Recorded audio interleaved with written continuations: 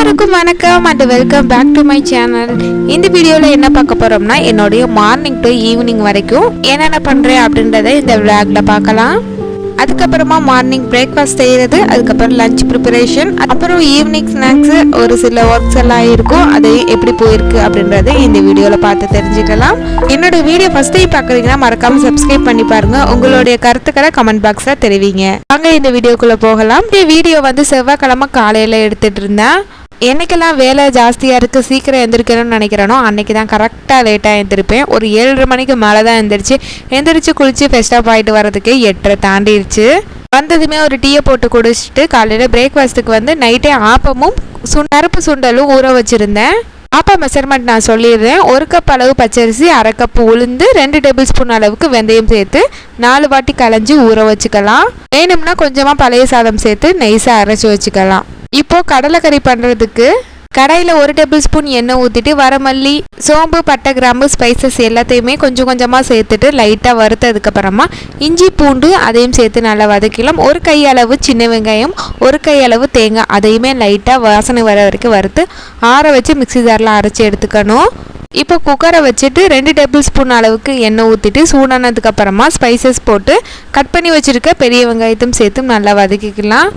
நான் 1 தக்காளி, பெரிய தக்காளி சேர்த்துருக்கேன். அதையும் சேர்த்து தேவையான அளவு உப்பு போட்டு நல்லா வதங்கினதுக்கப்புறமா மசாலா ஐட்டம்ஸாக மஞ்சத்தூள், மிளகாய்த்தூள், மல்லித்தூள், கொஞ்சமாக கரம் மசாலா வேணும்னா சேர்த்துக்கலாம். நான் சேர்க்கலை, ஏன்னா ஸ்பைசஸ் எல்லாம் போட்டு அரைக்கிறதுனால. எண்ணெயிலையும் நல்லா வதங்கினதுக்கப்புறமா ஊற வச்ச சுண்டலையும் சேர்த்து அதையும் ஒருக்கா நல்லா கலந்துட்டு நம்மளுடைய தேங்காய் பேஸ்ட்டு வந்து சேர்த்து அதையும் ஒருக்கா கிளறினதுக்கப்புறமா தேவையான அளவுக்கு தண்ணி ஊற்றிக்கலாம். தண்ணி வந்து எக்ஸ்ட்ராவே ஊற்றிருக்கேன், ஏன்னா ஆப்பத்துக்கு வந்து குழம்பு நிறையா இழுக்கும்னு. குக்கரை க்ளோஸ் பண்ணி ஒரு 5 விசில் வச்சு எடுத்துக்கலாம். சைட்லேயே வந்து ஆப்பமும் ஊற்றிக்கிட்டேன், டைம் ரொம்ப ஆயிடுச்சு. குக்கரை விசில் இறங்குறதுக்குள்ளாட்டியுமே ஆப்பமும் ரெடி ஆயிடுச்சு.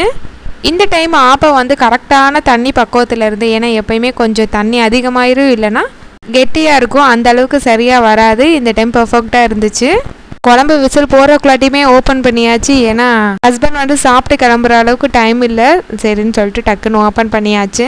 கொத்தமல்லி கூட போடலை, டக்குன்னு சாப்பாடை கொடுத்துட்டேன். சைட்லேயே பாப்பாவுக்கும் சாப்பாடை ஊட்டி விட்டாச்சு. ஒரு 10:30க்கு மேலே வந்து பாப்பாவை வந்து குளிக்க வச்சுருந்தேன். தலை குளிச்சு ரொம்ப நாள் ஆயிடுச்சு, சரின்னு இன்றைக்கி தலைக்கு ஊற்றி விட்டாச்சு. மேடம் என்ன ட்ரெஸ்ஸு கேட்குறாங்களோ அதை தான் போடணும். அதோட கொஞ்சம் போராடிட்டு அவளுக்கு மேக்கப் பண்ணி ரெடி பண்ணி விட்டேன்.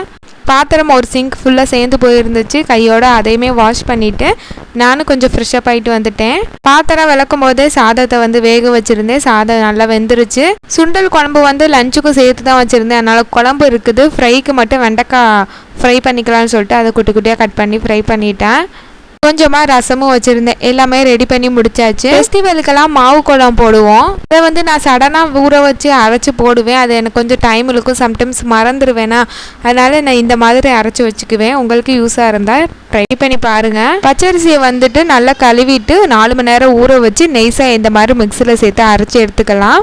பெரிய பாத்திரத்தில் மாவை ஊற்றிட்டு வெயிலில் நல்லா காய வச்சு எடுத்துக்கலாம். 2-3 நாளைக்கு நல்லா வெயிலில் காய வச்சு நம்ம ஸ்டோர் பண்ணி வச்சுக்கிட்டோம்னா டக்குன்னு விசேஷ நாட்களில் எடுத்து வாசலில் மாவு கோலம் போடுறதுக்கும் இல்லை சாமி பூஜை அறையில் கோலம் போடுறதுக்கும் ஈஸியாக இருக்கும். அப்படியே நம்ம செஞ்சு வச்ச லஞ்சை சாப்பிட்டு முடிச்சுட்டு ஈவினிங்க்கு மேலே ரோட் சைட் காளான் செஞ்சுருந்தேன். இந்த காளான் வந்து எங்கள் 3 பேத்துக்குமே ரொம்ப பிடிக்கும், அதனால் கொஞ்சம் குவான்டிட்டி அதிகமாக தான் பண்ணியிருந்தேன். இதோட ரெசிபி வந்து ஷார்ட்ஸ் வீடியோவில் அப்லோட் பண்ணியிருப்பேன், வேணுன்றவங்க செக் பண்ணி பாருங்கள். ரொம்பவே டேஸ்ட்டு சூப்பராக இருந்துச்சு.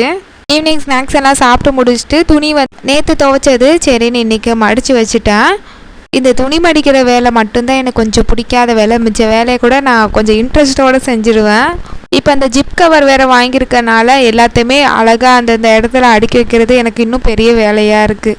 ஒவ்வொரு ட்ரெஸ்ஸுக்கும் ஒவ்வொரு பேக்கை எடுத்து அதில் அரேஞ்ச் பண்ணி வைக்கிறது. பட் ஆனால் நீட்டாகவும் இருந்துச்சு. துணியெல்லாம் மடித்து வச்சுட்டு ஒரு டீயையும் போட்டு குடிச்சிட்டேன். இப்போ மணி வந்து ஒரு 6 மணி ஆயிடுச்சு. நம்ம காய வச்சுருந்த மாவு கோலம் மாவு வந்து நல்லாவே வெடிப்பு விட்டு லைட்டாக காஞ்சிருக்கு, ஆனால் இன்னும் காயணும். நான் சுற்றிலையும் எடுத்து விட்டு 2 பிளேட்டில் இருக்கிறத ஒரு பிளேட்டாக ஆக்கிட்டேன். 2 நாள் மட்டும் வெயிலில் நல்லா காஞ்சிச்சுன்னா போதும். இந்த மாதிரி செஞ்சு வச்சுக்கிறது ரொம்பவே ஈஸியாக இருக்கும். இப்போ எப்படி பண்ணுறதுன்னு பார்த்துடலாம். நான் சும்மா உங்களுக்கு காட்டுறதுக்காண்டி தான் ஒரு கட்டியை மட்டும் எடுத்து தண்ணியில் இந்த மாதிரி கரைச்சிக்கலாம். கரைச்சிட்டு நார்மலாக நம்ம கோலம் போடுற மாதிரி துணியை வச்சோ இல்லை கையிலையோ போட்டு எடுத்துடலாம். ரொம்பவே சூப்பராகவும் பளிச்சுன்னு இருக்கும். ஃப்ரீ டைம் இருந்தால் இந்த மாதிரி செஞ்சு வச்சுக்கிட்டோம்னா நமக்கு ரொம்பவே யூஸ்ஃபுல்லாக இருக்கும். அவ்வளோதான், இந்த வீடியோவோட எண்டுக்கு வந்தாச்சு. இந்த வீடியோ உங்களுக்கு பிடிச்சிருந்தா மறக்காமல் நமக்கு லைக் பண்ணி சப்போர்ட் பண்ணுங்கள். நெக்ஸ்ட் வீடியோவில் இன்னொரு ரெசிபியோட வரேன். அது வரைக்கும் பாய்.